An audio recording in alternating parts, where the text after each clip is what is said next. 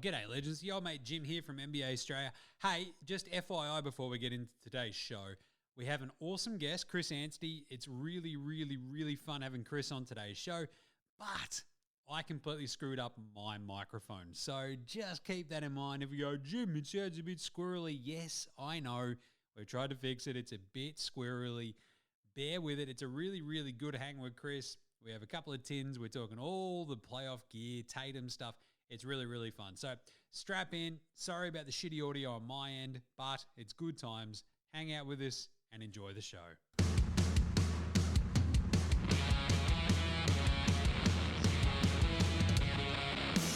Yeah, NBA. What is it? Straya. How are you going? How you going? You're right, you should be. Why is that, Jim? Well, because I've actually got a guest.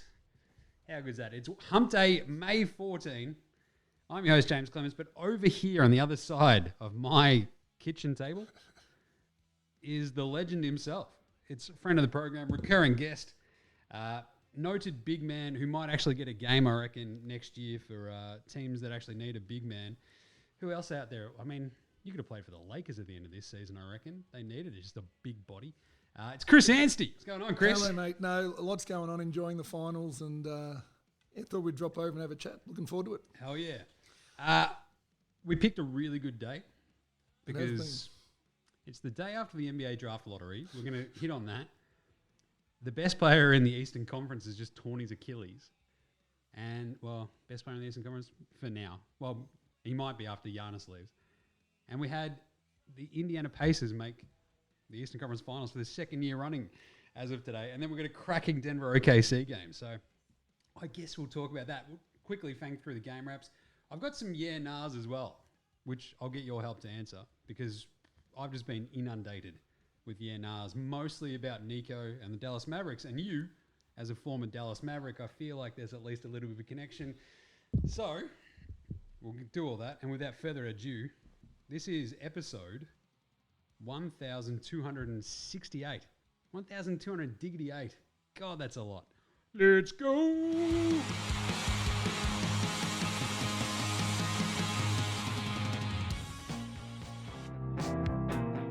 Hey, what's up? This is Nick Hexum from 311, and you're listening to NBA Straya.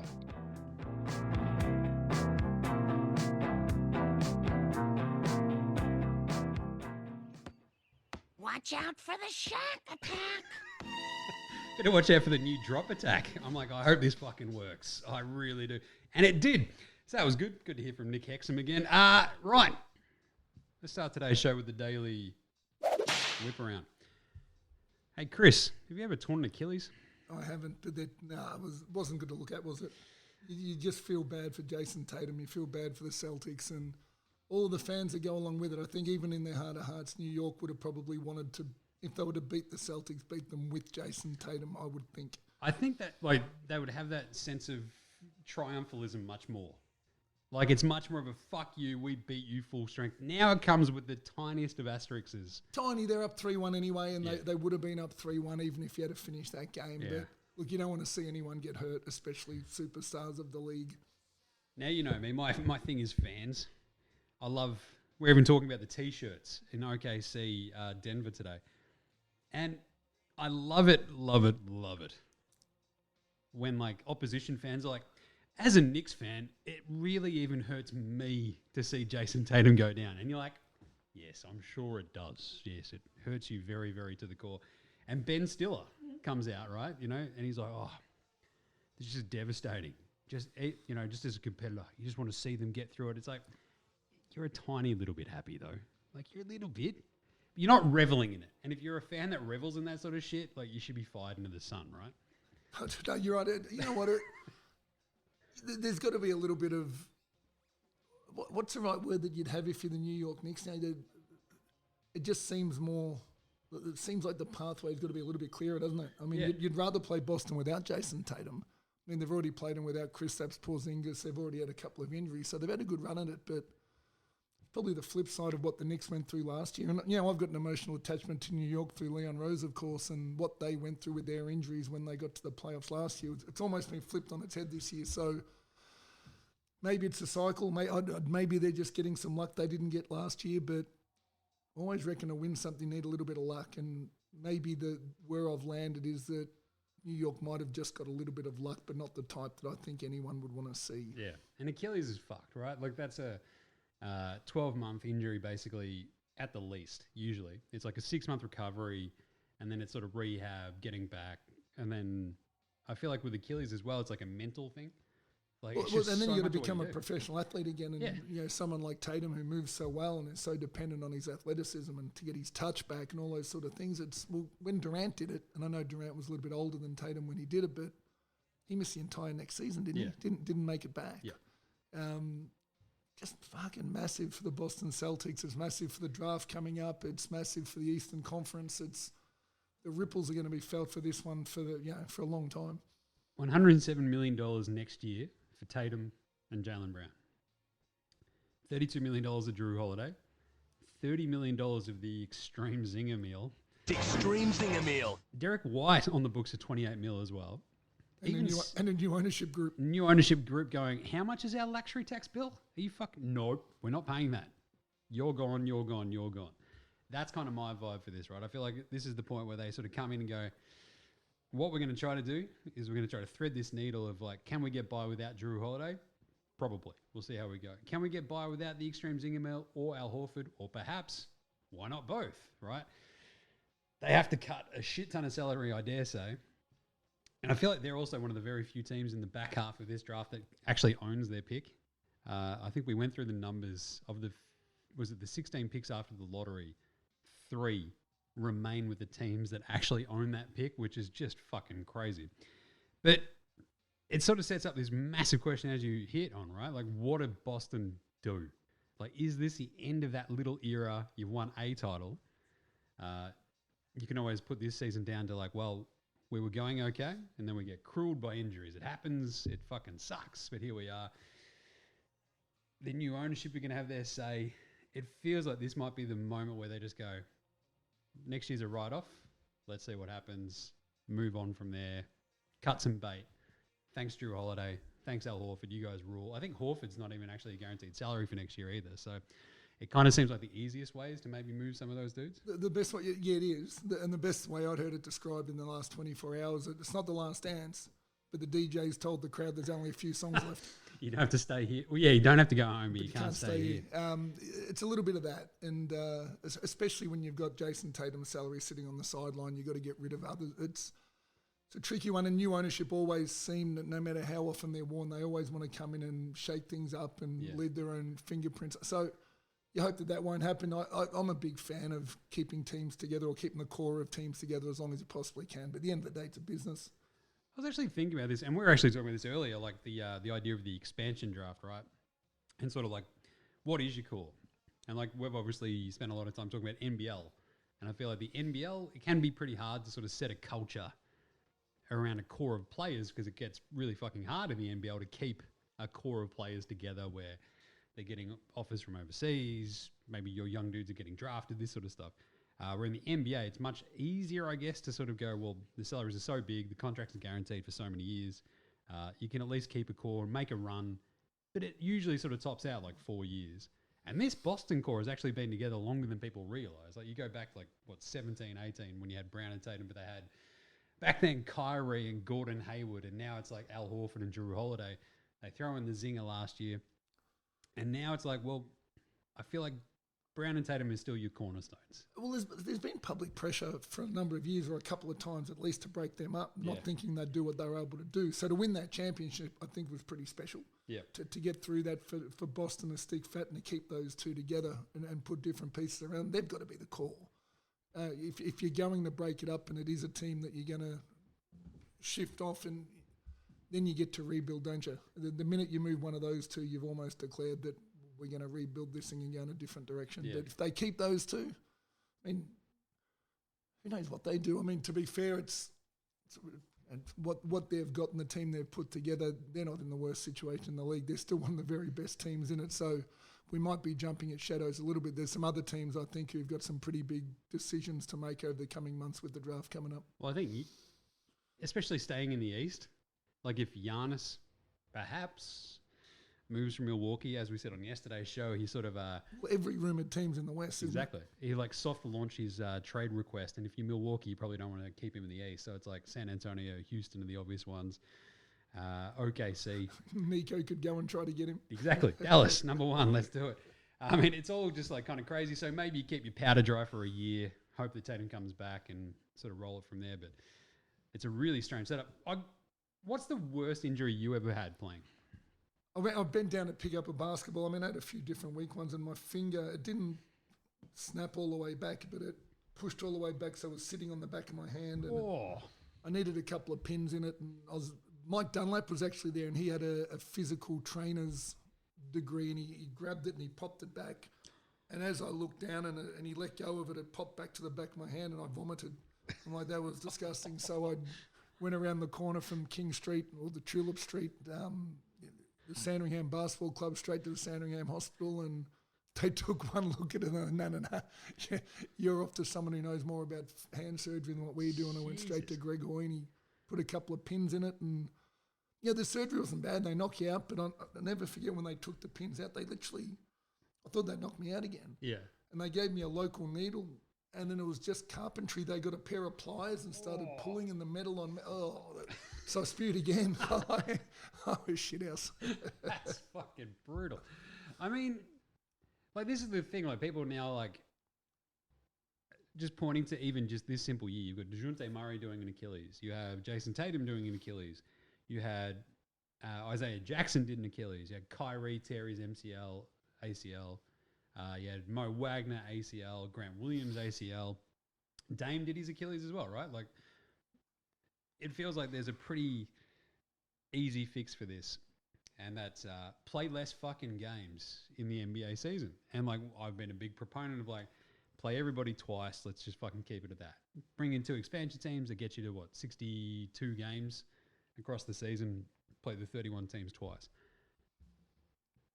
And I feel like we've got a pretty easy fix here where it's like, well, if we bring in 2 teams and we charge whoever's going to bring those 2 teams in $5 billion to do so, we're splitting all that money just flat out to the team owners. Let's go. You own a team. Like, if someone was like, all right, expansion team, here's a bunch of free money, Chris, you'd be like, fucking yes, sign me the fuck up. Because if you're cutting, say, if you go down to 62 games, that's essentially 10 home games that you're losing. So you're losing 10 games worth of gate and concessions. $300 million each, though, I think, from an expansion fee might go a little way to offsetting that. And especially with the sort of new TV deal kicking in from next year. The NBA is never going to play less games, though, are they? You never think so. I mean, the money all comes from television. It comes from sports betting. It comes from all of those other revenue streams that are created by playing more games, unfortunately. I mean, I'm a little bit like you. I think I'd love any day of the year I can, except for a couple, I can turn the television on and watch a number of games. Yeah. I think the NBA would like to keep it like that. There's a whole discussion to be had about sports betting. I bet on sports. I don't mind it.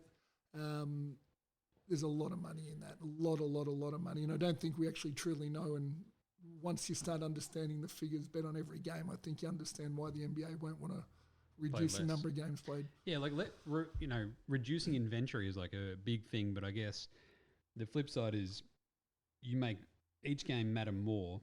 And if you've still got games each day, like maybe the sheer volume doesn't go down as much. Maybe just gets spreads out. It spreads out over less things. I don't know. It's a weird one because like you think about the playoffs. Like, I'm not betting less. Yeah, no, true. You just have more bets on the same. I just have more bets on the. But you know what? For me, it's almost the thing I'd like to see change. I don't like you need to play 65 games to win an award, and especially the numerical awards. Yeah. Victor Wembanyama was ineligible to win any of those awards. He still had more blocks than anyone, but didn't win the award. Crazy. Even though his total number of blocks was more than the guy who ended up winning it. Which is ridiculous. Doesn't make any sense in the world. So there's a few wrinkles they've got to iron out, but I don't think they'll play less. I just think they need to manage. You know, the one thing, and I don't think people have talked about it for a long time, and maybe it's gotten a little bit better, but the physical training staff of the NBA team is so inferior to what you get in Europe, to what you get here in Australia. They don't actually have qualified physiotherapists, qualified rehab people oftentimes. Right. They have people who've come up from equipment manager to a trainer to strapping ankles to now writing programs. It doesn't make any sense. They if they've got all the money in the world, they need to be able to invest in the physical rehabilitation, the physical preparedness of all the players to play that amount of games. Yeah. Because the other thing is, as soon as you start giving someone $50 million a year, there's an ego attached and they don't really want to do what people say and they'll do their own program anyway. And there's a lot of that in the NBA where I'm not sure that what they're doing for their body based on who they're listening to gets them in ideal preparation to, as you've just mentioned, all the injuries that they've had. Interesting. It's like how LeBron, spends like $2.5 million or whatever each year on his own body. I think it's actually not that much, but still. It's still a lot, don't get me wrong. And like I think the simple idea of like, okay, then if you don't have like we all understand, the NBA is a business, it's a business. And it does feel like there is like a level of disconnect of trust almost between some of the players and the teams where it's like they want sort of different things. Like the players are like, I want to stay healthy and good. And the team wants to usually just fucking play. And it's kind of like a weird situation maybe that we should be mandating more effort on the NBA's behalf to make sure that there's like a cut through on the physical aspect of this. And then we can start talking about cutting games. Anyway, so speaking of organisations, the Dallas Mavericks. How good was this? You had a great tweet as well yesterday. What was it? For the first time in history since it happened, the JFK assassination is not the most, the biggest conspiracy theory in Texas. A good mate of mine, Chris Franklin, I messaged him. I said after I wrote that, I quit for the day. That was as good as I was going to get. I was laughing as I was watching. I thought, what are the odds? Imagine if, and as it became more and more likely, a few things cross your mind. You think, well, first and foremost, there's always a conspiracy theory. Was it promised? To what I saw at the end of the season, Anthony Davis coming back, the Mavericks were still trying to make the playoffs. So they couldn't have possibly got the number one draft pick. It couldn't have been promised if they made the playoffs. So I think you can put a line through that. Yep. But even the whole tanking argument and the conversation I've heard you have on a previous pod is you still only get teams tank so hard to get a 14% chance at something. It doesn't make any sense in the world. You can improve through trade. You can improve through development. That's one people forget. You can actually improve by developing players, and you can improve by.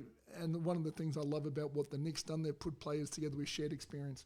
That takes time. Yeah, that shared experience where we see in the NBA and as you've mentioned the NBL. Clubs, coaches, just flipping players, and it takes some time to adjust and get to know each other. So the teams that have traditionally done well, and I think historically one of the best stories I've got is the Melbourne Storm. Their three cornerstones for all of their championships were overlooked in Queensland, came down to Melbourne together and became dominant. I've loved watching the New York Knicks put that Villanova crew together. I've loved seeing the success that they're having. And again, it's taken time, but it's consistent. Yeah. So if you're... We were talking about the Maverick shit. I'm back on the I mean, if you're talking about Dallas, I mean, this is going to be the question that everyone's going to talk about as well, right? Like how building that sort of consistent core, it feels like the ideal sort of situation for a young, perhaps wannabe potential star is to come in and have two established stars already there, like they do in Dallas. Well, Kyrie doesn't play the first half of the season anyway. Yeah, exactly. He's another one who's going to miss most of the season. So you get to sort of like ease your way into it. You've already got Anthony Davis next year. You've got an established team of veterans.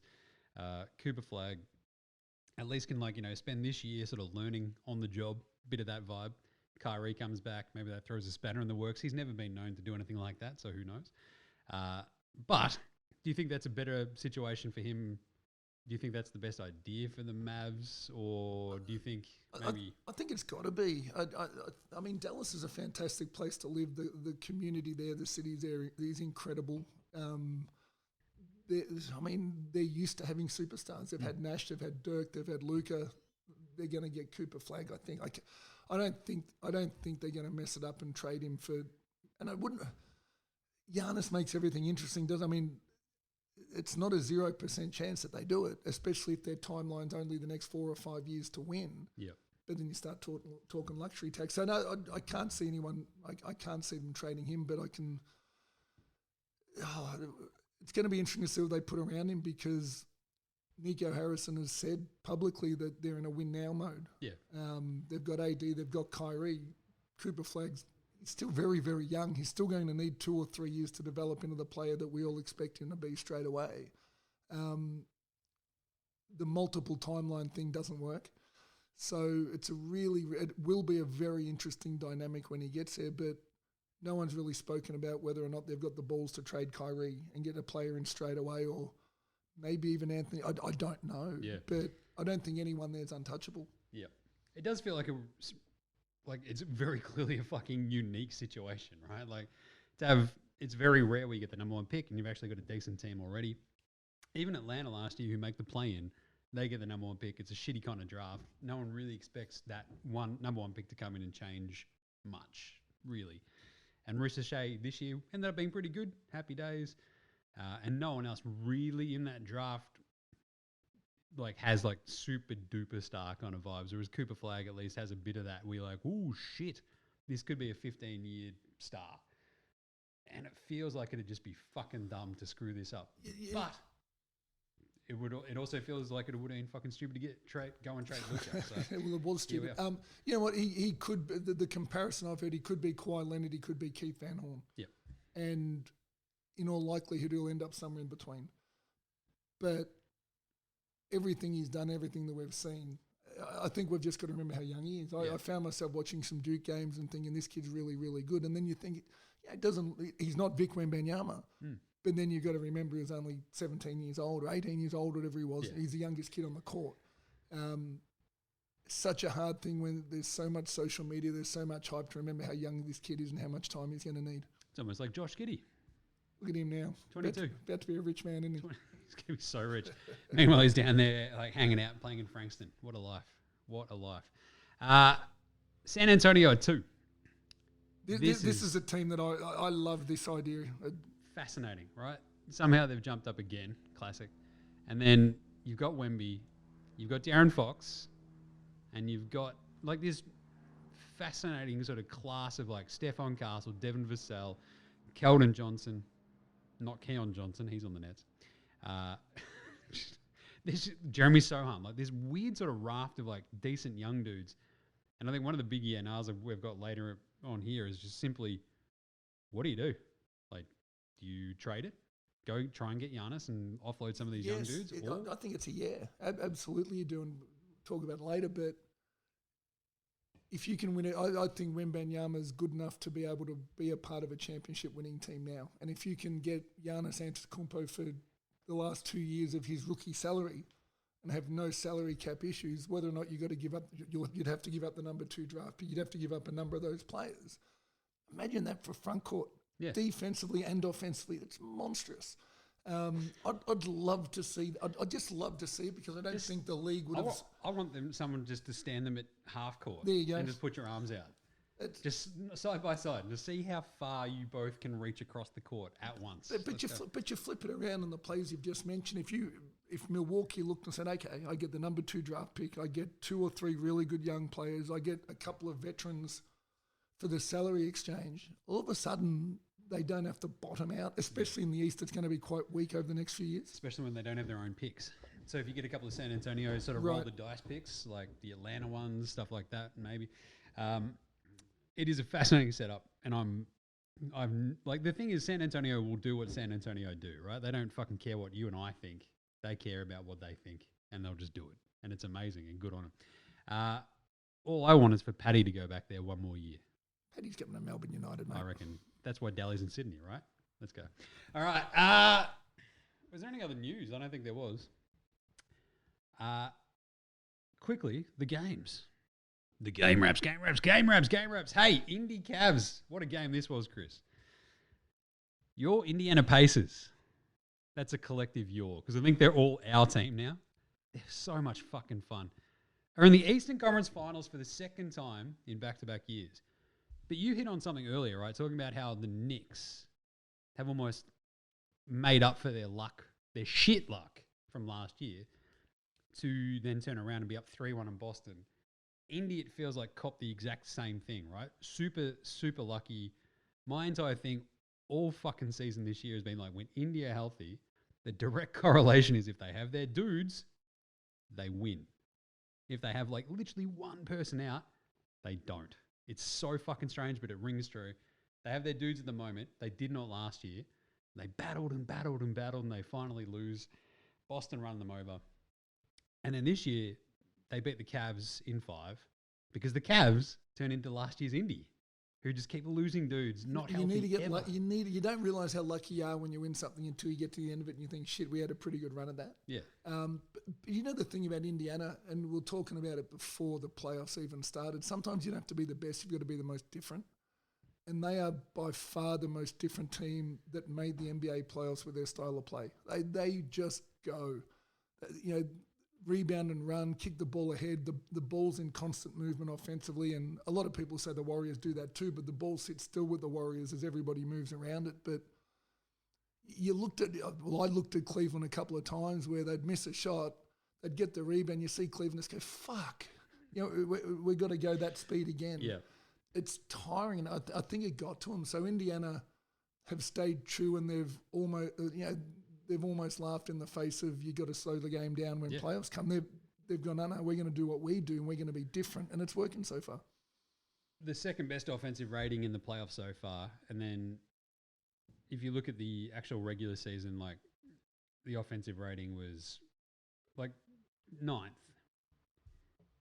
And that was because, like, the Cavs' offensive rating was through the fucking roof because they kicked the shit out of everybody. But, like, when you talk about pace, that's where it completely changes what they were doing and how they were beating teams. And in terms of their pace, they're right up there as well. It's like the 3rd or 4th team, I think. So you have this game where the pace is completely taken out of it. And you're like, aha, the Cavs have solved it. They've figured this out. If they just fucking smash mouth basketball the paces, it'll fuck them up. And it was ugly as fuck to start. Like, no one hit a shot, I think, basically. There was like 4-3 until like 3 minutes into the game. And the way the Cavs were scoring was inside. Their defense was fucking fantastic. Suddenly they're up 19 points. And you're like, I reckon this one, it's the paces. It's never done. And like, I'd pick the paces, but at some point you're like, well, Cavs are at home. Surely they've got this. Spoiler alert, they didn't. You know what, it was the same thing. We always had the philosophy that over the course of a game or over the course of a series, if you're relentless in the way you try to play basketball, eventually you'll crack a team. You don't know when it's going to happen. It might not happen till right at the very end, but you saw it happen today, didn't you? That run they had right halfway through the second quarter, wasn't it? They were down 14. They went on that 18-2 run, whatever it was. The body language was just, you could see that they'd cracked them. The crowd. Yeah, the crowd understood as well. The crowd's like, oh, fuck, they got us. That was probably the most impressive part about the Indiana win. Cleveland had a historically good season. Mm-hmm.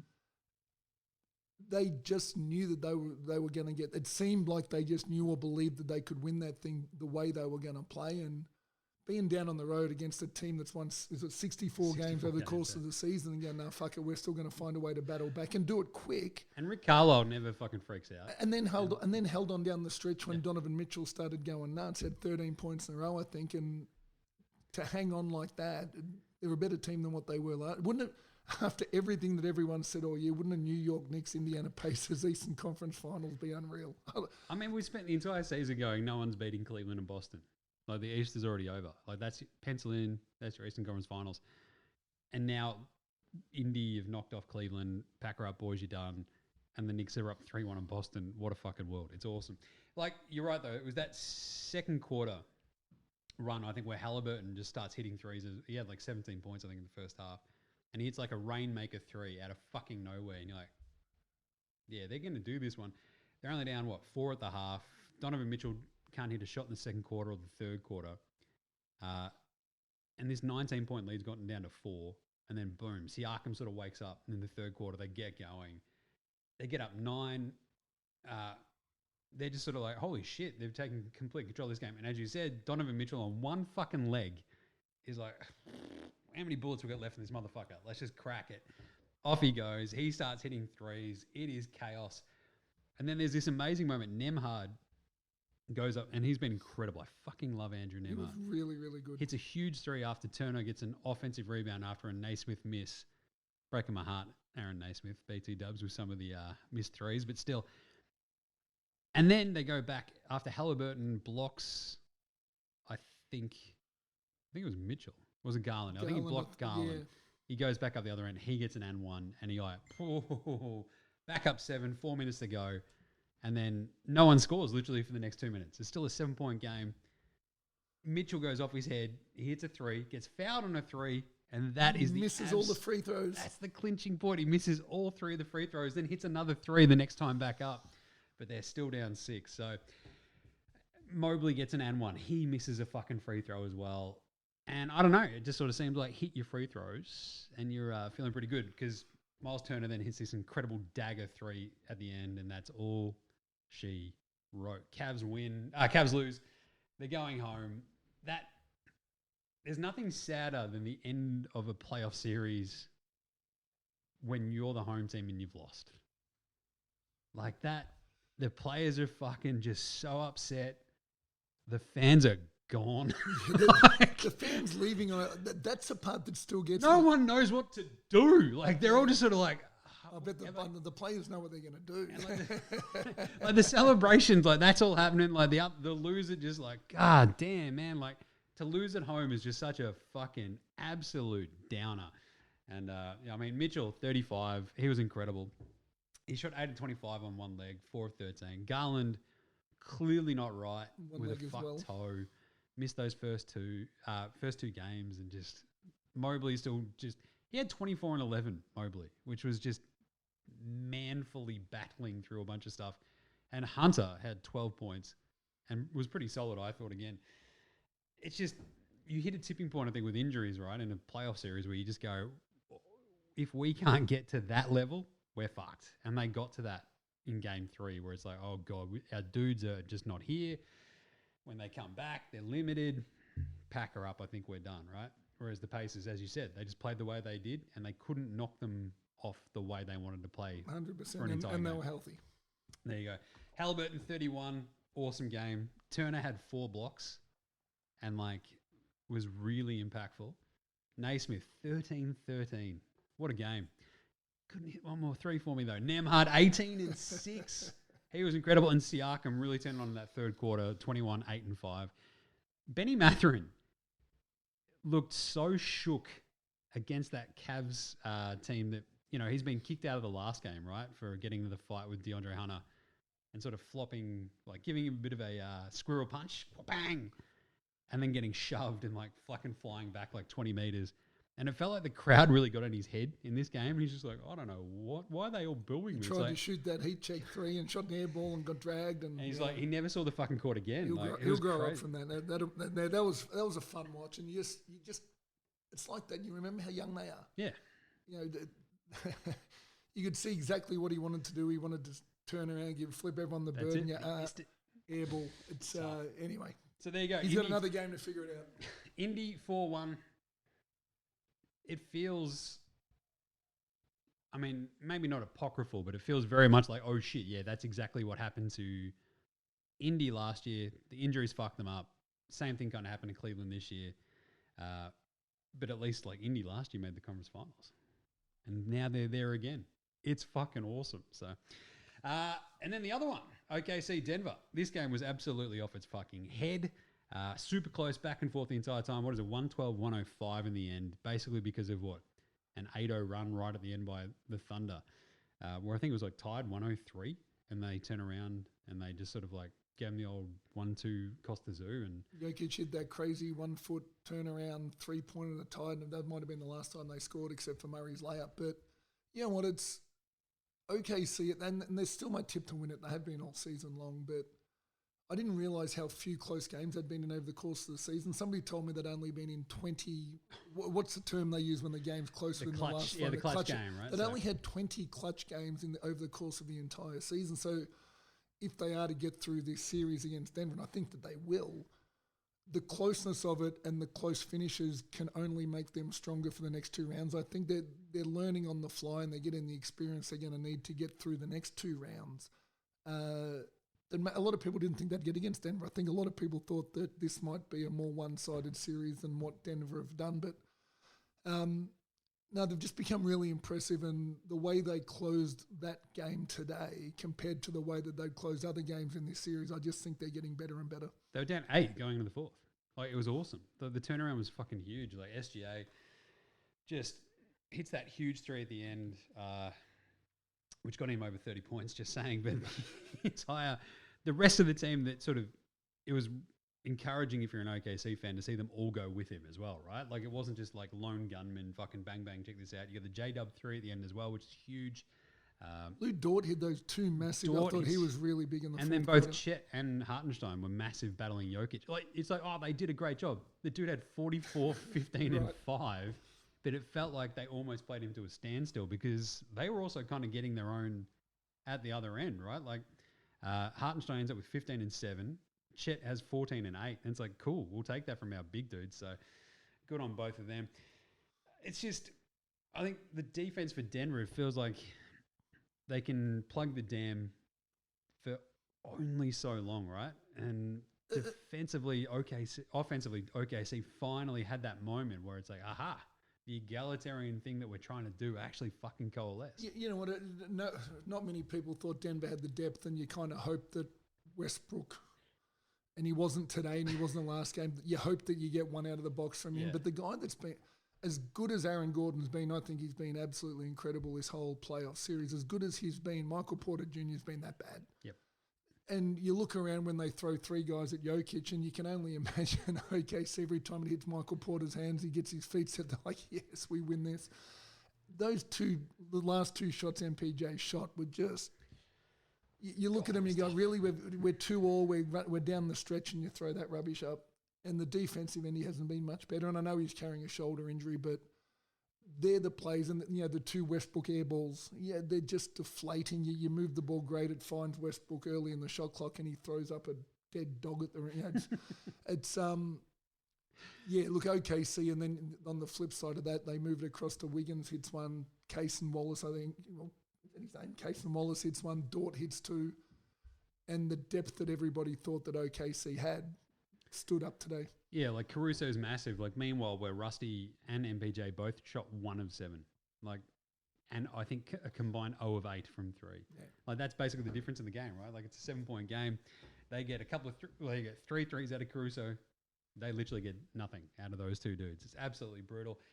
Denver, it feels like it would not surprise me in the least if this gets to a 7th game, right? Like, they go home, they lock in, just stymie that offense one more time, maybe. I mean, today we get 31, 6 and 7 from SGA. You get 18, 9 and 4 from J-Dub. And it feels like every time J-Dub plays a good game at home, you're like, he's back. And then next game, you're like, please just don't be shit. Please. And then he might end up being shit. Whereas Denver got 28 from Jamal Murray. And we were talking about this. Like, when he scores over 17 points, basically they win. They didn't. It's not a great sign, right? I kind of go the other way, where it wouldn't surprise me to see OKC up 25 at halftime in Game 6 and just be a little bit too much for too long for the depth of the Nuggets. And you can see the amount of physical exertion it's taken Nikola Jokic to play this series, and so much depends on him, and it just seems like it's wearing him down just a little bit. I mean, he's incredible. Best player on the planet, but a series like this against the number of bodies that they throw at him has got to wear you down a little bit, and another game in 2 days is a big ask for him. 44, 15 and 5. It's just, that 3 was absurd. He's incredible. What are we doing? He's just so much fun to watch. God damn. Aaron Gordon, good again, but Just give him some more players around him. Nice one. All right, there you go. The NBA Australia improved performance tonight. It's probably going to be a bloke named Nikola Jokic. I'm just saying. That's not a knife. That's a knife. It is a fucking knife. He's just like, his knife. He's 44, 15 and 5. Fucking. And it wasn't enough because, I mean, Halliburton probably wins this as well because he basically put that team on his back in that second quarter and got them back into the game and was fucking unreal. Siakam gets an honourable mention, I guess, for that third quarter run. But Jokic, it's like he's also going to be old mate, no mates because... Old mate, no mates. Old mate, no mates. Old mate, no mates. Old mate, no mates. Old mate, no mates. Old mate, no mates. Who's got no mates? Get him some fucking mates. Like, Jamal Murray was really good, then couldn't hit a shot. It was crazy. You're right. Every time he kicks the ball out of you just look and you can imagine what's going through his mind. Like, but even early in the game, Christian Brown missed a couple of, completely knocked a couple down, but missed a couple of wide open. The gravity that he creates in the eyes on Jokic, and then he kicks it out uncontested. Yeah. God, they just needed to put some shooters around him, didn't they? It's just so, like, you can imagine the level of frustration that he's not showing. Like, the inside in just this sheer bulking fucking just roaring bear on the inside. That's what he's all about. Get that man some mates, but also Donovan Mitchell. Like, fucking talk about throwing the kitchen sink at something and no one else coming with you. Mobley was obviously pretty good, but hampered. But Mitchell just on one leg to do what he did and keep them right in that game, right to the end, was really, really impressive. Just get him some mates. Like Strus, he's our Spud of the night. Spud, Spud, Spud, Spud, Spud, Spud, Spud, Spud, Spud, Spud, Spud, Spud, it is Spud of the night. Of all the times to spud up and go 0 of 9 and 0 of 6 from downtown, like we can talk about MPJ and Rusty going 1 of 7 each. But Strus, the amount of time, like that's your job. Like you're basically one of the only healthy dudes who get out there, and your job is to play a little bit of defense and hit threes. 0 of 9, 0 of 6 from downtown was absolutely brutal. And Garland went 0 of 6 from 3 as well. I think he shot 4 of 16 overall. But I mean, at the same time, he's got a vague excuse with a fuck toe. I mean, it just, that Spud worthiness here, Chris. Like an all-time gack by Strus. Like, fuck, how do you come back from that if you're Cleveland? Well, you come back in 4 months' time. But you know, he went so bad that Ty Jerome had been benched for the series. He had no choice but to bring him on. And he actually brought some energy. I thought he was quite good in the limited minutes he played, but that was only as a result of Strus being so bad. Breaking my heart. Pantsing of the night. As I said earlier, Halliburton blocking, it was Ty Jerome blocked and then went up and got an N1 the other end. It was just stopped the ball in midair, kind of from like, you know, over the top of the shoulder, runs back the other way, and one, you're like, ooh, I feel like that might have been important. And it's like, yeah, classic fucking 5-point swing. So pretty bloody good and better than Bronny James. Lonzo was the best player in high school. He was the best player in college. You think he'll get to the pros and be like, I made it to the pros, now I can be average. He's coming for everybody. D-Mac, I love that. I was about to say, can I say this on here? Every time I hear that, can somebody go and listen to Darryl McDonald talk when he gets really expressive with his hands and tell me if he sounds like LeVar Ball? So you bailed him up at the NBL Awards and we're like, oh, this is James. Does NBA Australia, he's got a drop from LeVar Ball. You sound exactly like him. and D-Max was like, the fuck you talking about, Chris? And it's like, yeah, nailed it. So we're going to get D-Mac back on the show and get him to actually do the drop. But better than Lonzo Ball today, Andy Nembhard, 18, 3 and 6. He played out of his head. He had like their first 2 buckets. He just sort of set the tone. Was really good the entire time. I thought he was fantastic. 7-11 from the floor, 3 and 6 from deep, 18, 3 and 6 with a steal on a block. He is a fucking weapon, and I enjoyed his game a lot. Any other sort of better than Lonzo Balls? I like TJ McConnell. I reckon he's just been really, really good over the course of this series. He's done his job, doesn't make mistakes. Every time he's on the floor, they do well, and you know you can rest your stars with someone like that on the floor. And I thought he was really good again today. Just the fact that we didn't notice him. Yeah. But allowed Halliburton to get his rest and then do what you've just described. Thought he was really good. Shepherd was the same. I think he came on and like he hit a 3, and that was kind of all he did. And played some awesome, like, just fucking face defense, which is always pretty fun when you see the role player coming. TJ McConnell was a -16, so I'll just shut up. I thought he was good. Nice one. All right, let's take a break. Come back with some yeah-nahs right after this. This is Cam Glidden. This is Anthony Drimmick. This is Mitch McCarron. This is Jason Tatum. This is Darryl McDonald. Hey guys, this is Hugh Greenwood. Yo, what's going on? This is Illy. This is Mark Worthington, or commonly known as Wortho, and you're listening to NBA Australia. You're listening to NBA Australia. And you're listening to NBA Australia. And you're listening to NBA And you're Australia. listening to NBA Australia. You're listening to NBA Australia. And you're listening to NBA Australia. You're listening to NBA Australia.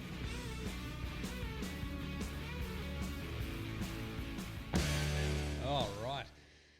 Feels weird. I'm playing like all the drops that don't have you in them. So there you go. I know how it goes. Sucked in. I don't know what to tell you. Right. Got some yeah-nahs. We got, I don't know, most of them are just like, Jim, what the fuck happened in the draft lottery? And my answer for that mostly is like, it was rigged.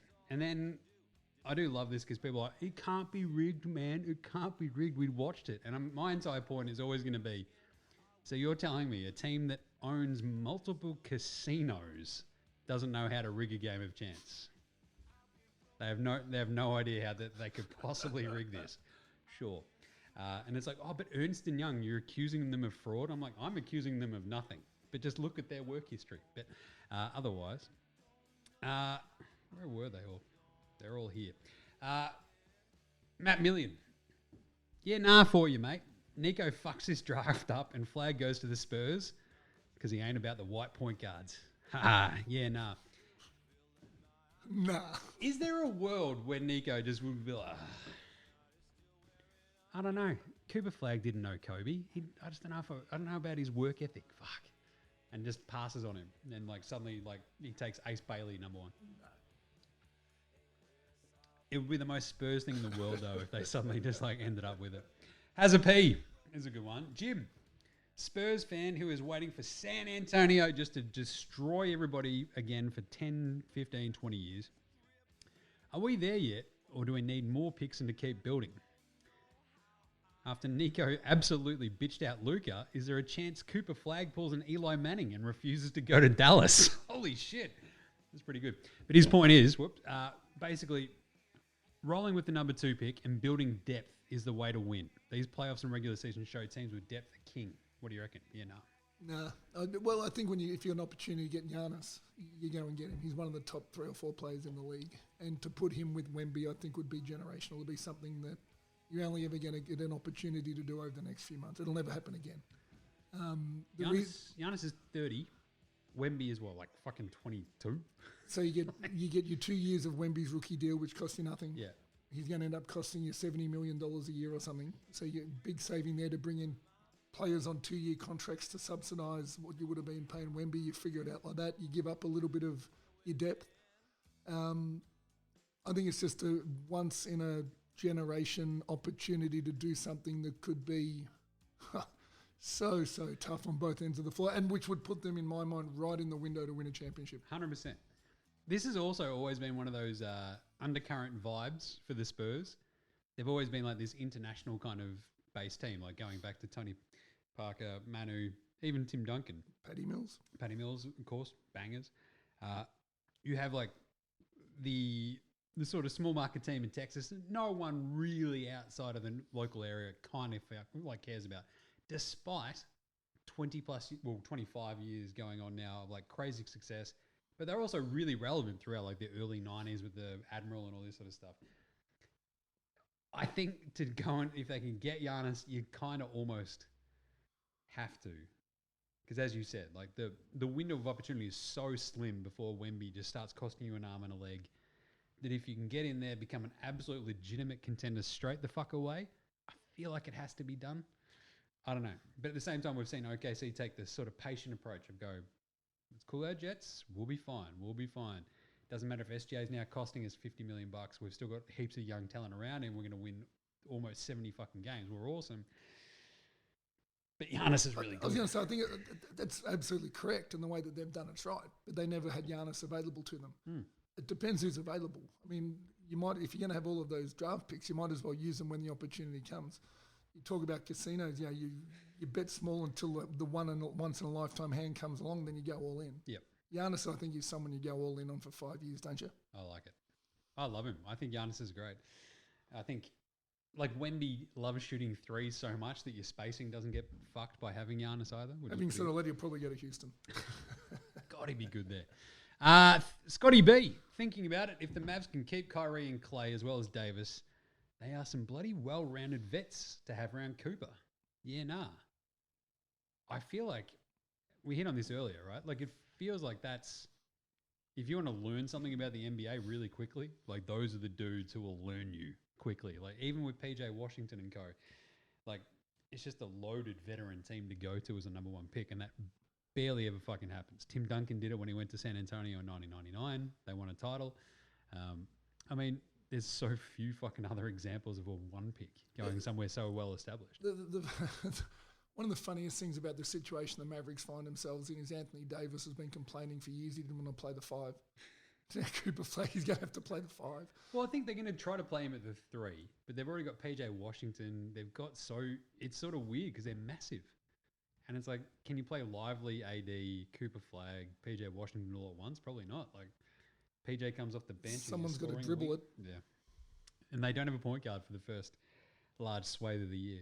I don't know. I think the biggest one is like, would you just keep number 1 and just take Cooper? Yeah, I think you have to. I really think you have to, unless, like you said, there was a generational talent like Luka Doncic. Yep. You just have to. Especially with all the eyes on you as an organisation and the decisions you've made. It's the safest bet. Yep. You just got to do it. There's an element of owing it to the fans that they will not accede to, right? Like, that's not how you run organisations.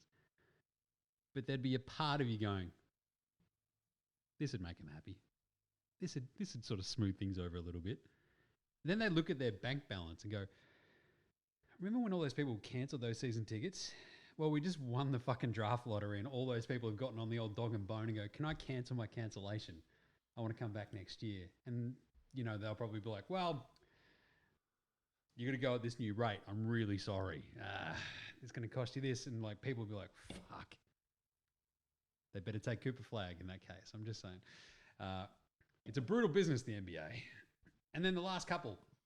Jez, hey, Jim, got a couple of yeah-nahs. First one, the Mavs should fire Nico now before he royally fucks them by trading the number 1 pick for Ben Simmons and James Harden. Jeez. God, that's a good call.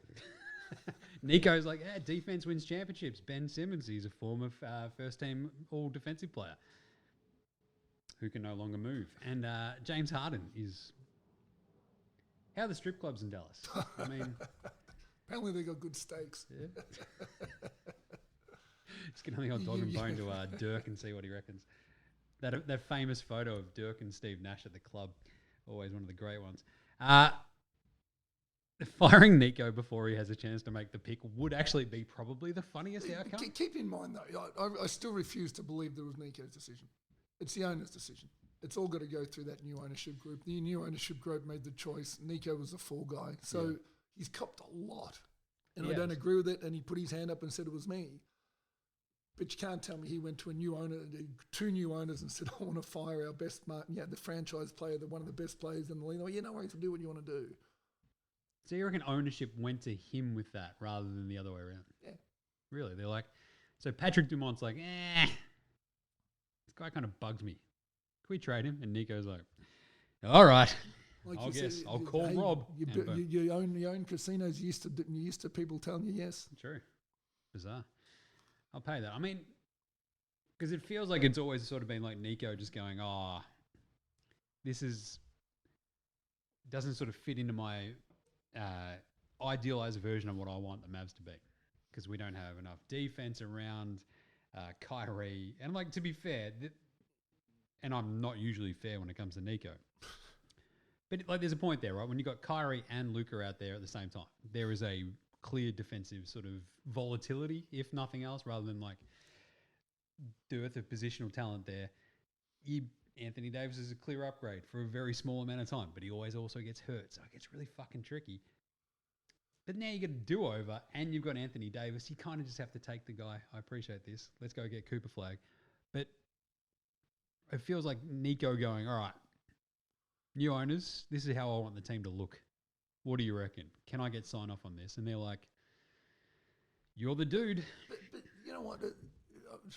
There was so many better choices they could have made. Do you think if the Mavericks had gone to Milwaukee and said straight up Luka for Giannis? Yeah, I can't believe they especially if Milwaukee thought he might be 1 foot out the door. Yeah. And you can get Luka Doncic in the building.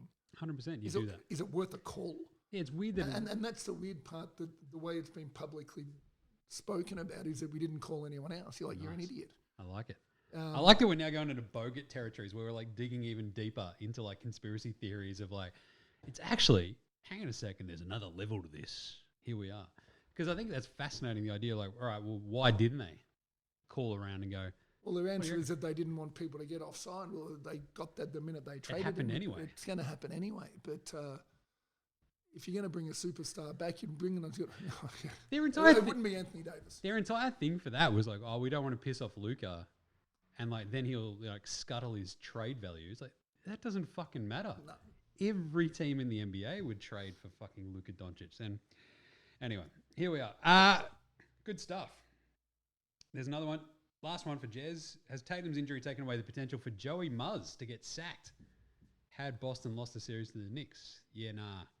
I don't think he would have been sacked anyway. My joke about him the other day about being the philosopher Batman, where he's like, I let the darkness consume me. I love the darkness. Let's go to the darkness. The first joke was he sounds like philosopher Batman when his entire game plan is, hey, boys, please let those threes go in today. And then the other one was maybe he also just really likes the band, The Darkness. He's like, Justin Hawkins, I believe in a thing called love. That guy fucking rocks. Like, that's what he was all about. But I don't think he would have been sacked.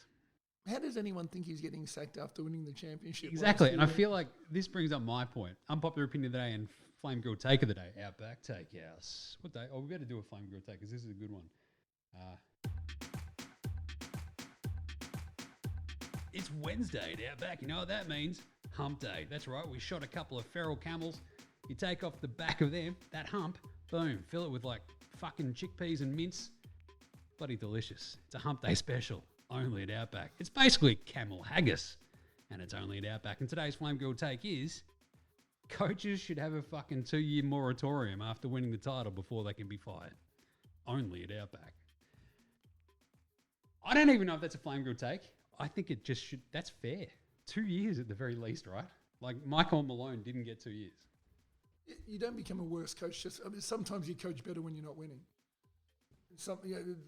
Players tend to get a lot of credit for winning. Coaches tend to take a lot of blame for losing. But what he's done from where people, especially keep in mind when he got hired, how poor a decision a lot of people thought it was, backseat Joe or whatever they called him. Yeah. I think he's been a breath of fresh air with some of his press conferences, some of his philosophies, standing by the structures and the philosophies that he's put in place. He took a team to a championship they've been looking for a long time. Yep.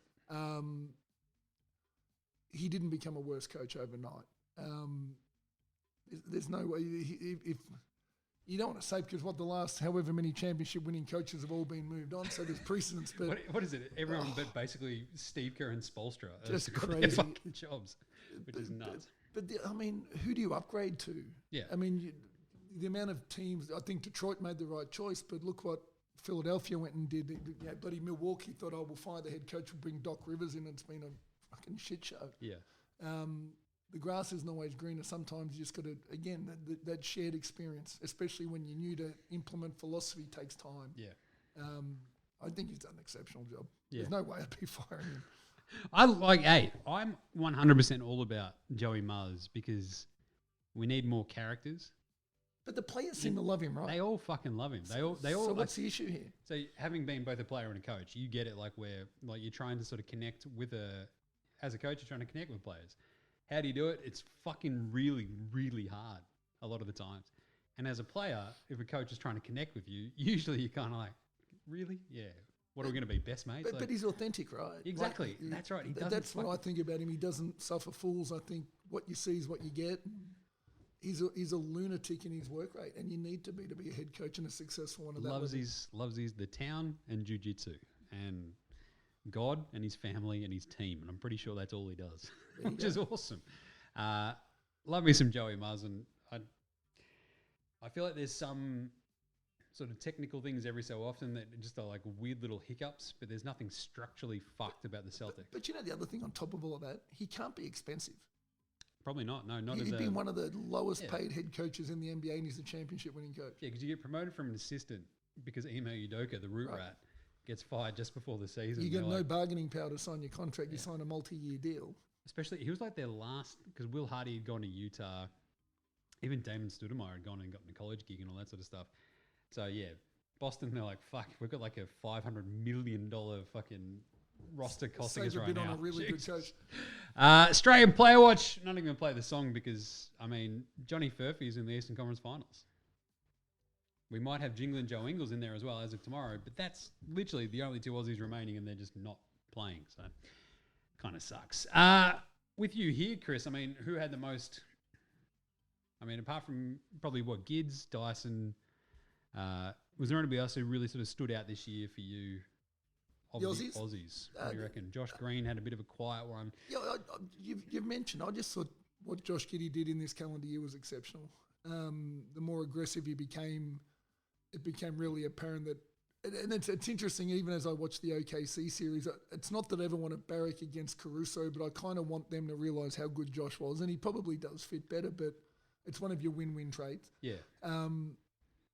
But Josh, with the right players around him, is an exceptional player. And you can see that he's likeable. He was incredible. Dyson, I think, you tell every young kid who plays a sport, if you defend, you'll be on the court, then you can develop your game offensively because you're on the court. Yep. It's textbook Dyson Daniels. He's one of the best. He's now officially, I guess, the best defender in the NBA. Oh, one of the best defenders in the NBA. The second screwed. Second Yeah. best. But imagine how hard it'd be to defend a backcourt with Trae Young in it. Jesus.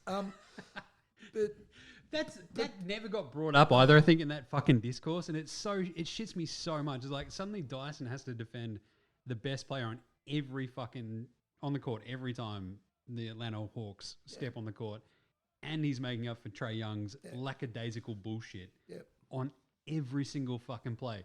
And people are like, but Draymond. Mobley was really fucking good, I get it, but Dyson did so fucking he was incredible, but I really enjoyed watching his offensive game evolve. Yep. You know, he's playing his 30-odd minutes a game, but there was one game I remember watching against the Knicks, and down the stretch he made 2 or 3 big buckets, got on the rim, knocked down a 3.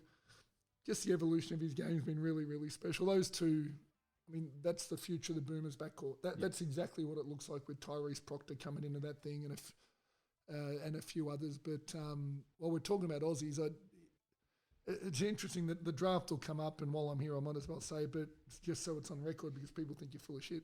I've said for a long time now that I still think Rocco Zikarsky's a mid-first round pick, and everyone thinks he's second round. Yep. That kid's special. He's not that far off what Alex Sarr is. Mm-hmm. He's certainly better than Ariel Hukporti. And he's a young kid who's had a really average year in a bad system in Brisbane for 12 months. Yep. But I think he'll get to this NBA combine. People will be reminded of how good he is. And especially entering an era where you need matchups for Vic Wembanyama and those sort of dominant centres. He's 7'4" and he's a good athlete. Yep. Who competes. There's not many of them going around. I just think someone might take a flyer on him, and I'd be amazed if he's not a first round pick. He's 18. I'd be amazed. Everyone says inverted commas his draft stocks dropped so far, but clubs are smarter than that. Yep. Young kid, 7'4", good athlete, good competitor. For me, he's a first round pick. Love it. I mean, watching him this year for Brisbane, you're just like, just give him some fucking run. I just want to see what he can do. I mean, we were at the Boomers pre-Olympic camp, and he's like obviously part of the sort of extended squad, that sort of stuff. They're getting a run, so you've got Taron Armstrong and stuff. I think Henschel was there as well. And you're like watching the way that Rocco is moving with the rest of those Boomers. You're like, how old's he? What the fuck? Well, and it's like, holy shit. There's been a lot of talk about Alex Tui, and this is all, and I say all this in a positive way. Alex Tui, Ben Henschel. Yep. Who else is draft eligible from Australia this year? There's another one. Anyway, but the fuck was it? Rocco's the one. Like he's the one who has absolutely the best upside. Even over someone like Alex Tui. You know, Alex is going to be what he is. I hope he gets drafted. I hope he finds a role. But he is what he is. And there's a lot of Alex Tuis around. There's not many Rocco Zikarskis around. 7'3" barefoot. Yeah. That's so fucking big.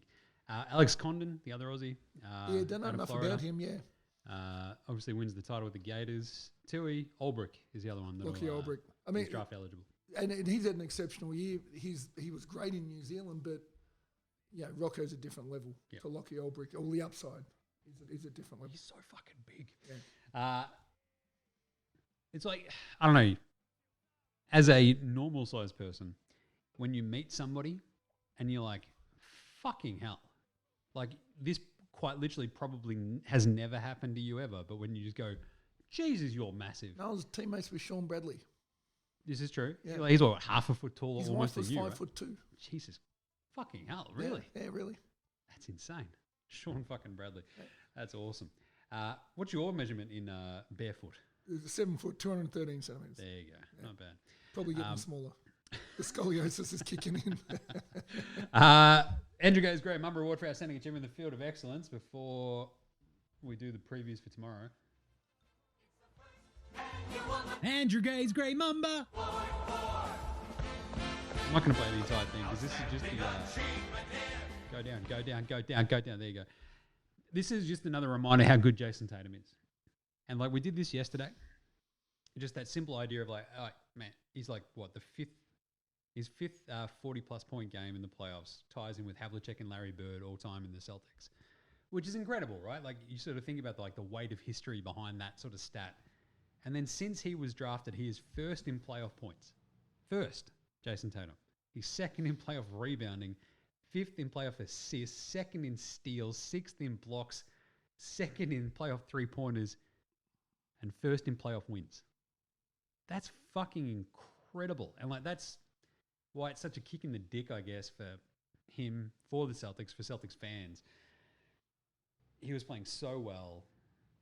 He's such a, I've made fucking a million jokes about Jayson Tatum being like zero aura, but he's a fucking good basketball player and it's awesome watching him. And so this is just a shitty reminder that injury fucking sucks, I think.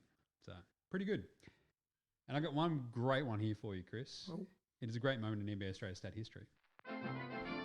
Great moments in NBA Straya stat history.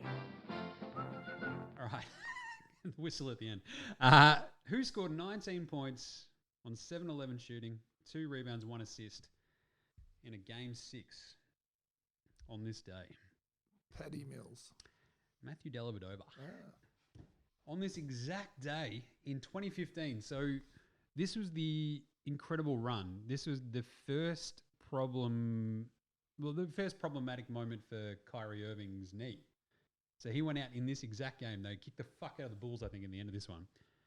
Close them out in 6. It was a crazy series back in 2015. Second rounder, this is like the D-Rose coming back from injury, Jimmy Butler, Pau Gasol, Joakim Noah, Bulls. And I think Kyrie in this exact game goes out in the second quarter, having hurt his left knee a little bit. And it's like, oh, it's tendonitis, it's tendonitis, it's tendonitis. And then in the finals, that's when he breaks his kneecap. And that's when essentially it all goes fucking sideways on them. And they put up a valiant fight, but end up losing to the Warriors. But in this game, Delly drops 19, 2 and 1. And they close out the Bulls. And it's like, this is the sort of start of the beginning of the legend of Delly. Big game. And to the point where I exactly remember where I was in this, watching this game against the Bulls. I was in a a Bay Area pub. And this is around, I ended up watching a bunch of the finals in there. This is in New York. A Bay Area pub. Bay Area pub in New York. So this is the great thing about New York. They have pubs from no matter where you are from. So you've always got somewhere to go. So the pub around the corner from our apartment was a Pittsburgh pub. It was also a Michigan State pub. And I think a Michigan pub for college. And you're like, when they played each other, it was fucking chaos. But you'd roll in there for every football Sunday and there'd be this huge swathe of Pittsburgh fans. Yeah, right. Now, this is fucking weird. But there were Boston pubs. There'd be like Bay Area pubs. So they had it was all decked out in San Francisco. 49ers gear, Warriors gear, this sort of shit. And this was the first time I think we'd been in there to actually watch sport. And we're just like the 2 Australians there just standing there, me and my mate Tim, just losing our shit as Delly fucking shreds the Bulls for 19 points because Kyrie's out. It's like, our boy's finally getting some shine. This is fucking great. The king of Maryborough. And boom, off he went. And yeah, it turns out it was kind of auspicious. Like Kyrie goes out, gets through the Eastern Conference. He missed the first couple of games of the Eastern Conference Finals from memory.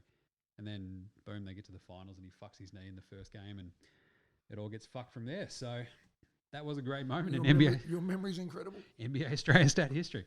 My memory's fucked apart from basketball shit. That's it. All right, let's do some game previews for tomorrow. Game previews. Thanks, inadvertent Bane. Not a problem, Jim. I was born in the darkness. Loves the darkness, Joey Muzz. Knicks, Boston. Game 5, Chris. How are we feeling? You know what? There's a part of me that thinks Boston win this. I don't know how. I think the best bet of the day, and I know you got a little betting thing at the end. Just get on Porzingis the overs. he put the ball in his hands. If Tatum's out, you need someone to create their own shot. Jaylen Brown's not really that. Porzingis is. Put him on the elbow, get his face-up game going. I think he can have a lot of points tomorrow, and I reckon you just might see a really good version of him home in Boston. Little bit of pressure on New York to close. I think there's a weight of expectation now. Well, they'll probably have to start him as well, right? Because they'll probably go the You'd double have big. to. They'll go the double big. They'll probably start Horford as well as Zinger with Tatum out, and sort of just shuffle the starting lineup around a little bit. So Zinger with the over. I've also picked Boston -4.5 for the game. I think this is the... Are they still favourites? They're still favourites. Yeah, which, right. Which actually, again, surprised me a bit because you're like, New York, chance to close it out. What are they doing? It's like, oh, shit. People still actually believe in Boston. So it's still 4.5. They're still going to defend. And we see this time and time and time again, right? Like it's like, oh, well, they're injured. They're going to get rolled. Pack her up. The series is done. And when it's Knicks fans as well, like Knicks fans just going, dude, we're in the finals. This is fucking great. I'm walking here. Boom, bing bong, like all this sort of shit. They're going to be fucking off their heads. And then the disappointment will kick in. They will lose this game. But that gives them the chance to close out at home game 6. So I think Boston get this one done. I think, as you said, the defense kicks in. They bring in Zinger into the starting lineup. As long as he's got a little bit of energy from his weird, bizarre sickness, which no one can explain. I feel like the complacency is there. We know that Boston play D. We know that New York can go through these weird offensive slumps where they just go, how do we score outside of Jaylen doing things? And they go, oh, fuck, dude, I've completely forgotten. We know that Cat can completely disappear. So I feel Tatum was someone that they put on Cat a lot, actually. And they did that a lot in game 4, right? Yeah, so Cat might be another one because they're going to have to put a big on him, you'd think. Try shooting over this. There you go.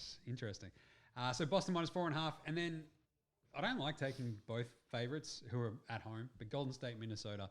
Minnesota's 11.5-point favourites, and I don't know if you can make that high enough for me. Yeah, that's going to be a blowout. They've just got to cross their fingers, hope Curry comes back. Every time you look at the score, and I watched the last couple of games, but intermittently, when you walk away for 3 minutes and Golden State are still close, you're surprised. Yep. And that's my gut feel of this whole series until Steph comes back. There's a level of surprise that they're even hanging with them. But it's just going to take one run for Minnesota to, I think, again, crack what Golden State are doing. I just think they score too many for them. Who scores for Golden State? That's kind of it, right? Like we just saw Buddy Hield and Pods have absolute shockers at home again. And Jimmy Butler just sort of decide to not do much. No, that line seems short. It's weird. So I'm going to go Minnesota. My notes literally have Warriors death march because it feels like this is just a march to like, fuck, we lost Steph. And it sort of sucks, right? Like, probably could have made more about this at the start, talking about the Tatum injury, but to lose Tatum for Boston, Steph for the Warriors as well, it's such a kick in the dick when you've only got 4 series and you're like, well, 2 of them are missing their 2 biggest fucking best players. Like, what are we doing here? It sort of stinks. So I think Minnesota closed it out at home. I think we did this last week, Minnesota -17.5 as well as the line itself, and that doubled up pretty nicely, just saying. So remember, you can find all those vibes over at Dabble. Use the code NBA Straya. Sign up using the link in the show description or in the link in our bio. I'm pretty sure it's there. I was told the other day that the buy me a coffee, shout us a beer link was not as I had yelled about. There's a buy me a coffee, shout me a beer link? Yeah. Tell me about that. So you go into the link and it goes, you can shout Jim a beer, and then you send enough for a beer. Yeah, and it's amazing. So I bought a 6-pack over today, so I shouted you 6. There you go. Didn't even need the link. Didn't even need the link. I actually just got some beers. It's great. But yeah, the shout out to beer link I think is now on the Instagram as well as the Facey and Twitter now. So I think I fixed it. Massive, huge thanks to fucking Davey B and Zachy B, who, and I think Helena B, whose account they use, which is always good, for sorting out your mate Jim. Fucking legend. So there's a couple of membership tiers as well. Go check it out. Shout us a beer, shout us a tin. Appreciate the love. And of course, Dabble, find all the vibes, all the picks. We had about 1 million fucking same gamers today. 2 absolute heartbreakers too. So fucking close. Chris got to see me just like absolutely frothing at the end of that OKC Denver game too. It wasn't pretty. It sucked. But either way, go check them out over at Dabble. But that's it. Anything else? I think we got it covered. Eastern Conference Finals. We have one team set. So I guess there's only 7 remaining teams in the NBA who can win the title. One's been knocked out of the final 8. Feels like Boston probably not going to get there. So New York could be the highest seed going into the conference finals. How's that? That's fucking nuts. If Denver get back over the top of OKC, right? So who, I guess, we've already talked about, so we think Boston could force Game 6. Yeah? I think they could. I mean, I'm very unpopular opinion where I hope New York get over them. I sit in Leon Rose's camp and hope they do something historical. I think it'd be great for the sport, but more so great for my mate. Well, that's kind of it. I think Knicks in the Eastern Conference Finals are going to be fucking awesome. Like, just sign me up. And Minnesota versus either OKC or Denver, I feel like, is an awesome matchup regardless. So Still feel like OKC get through, don't you? They're just so deep and so well rounded. It doesn't like. It feels like every game to game, SGA has like a baseline. Chet, Isaiah Hartenstein, baseline. J-Dub, a little bit more volatile, but then they smooth that out by kind of everybody else. Well, right? I just OKC match up so well against Minnesota in all positions. They've got bigs, wings. I think they just get through. Nice one. All right, and that's it for today then. Well, massive thanks to the legend, Chris Anstey. Thanks for having me.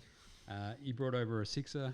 That got deleted. We're on the other tins now, so look out. We'll be back on deck tomorrow. What are we going to do on Thursday? What do we got? We've got these 2 games.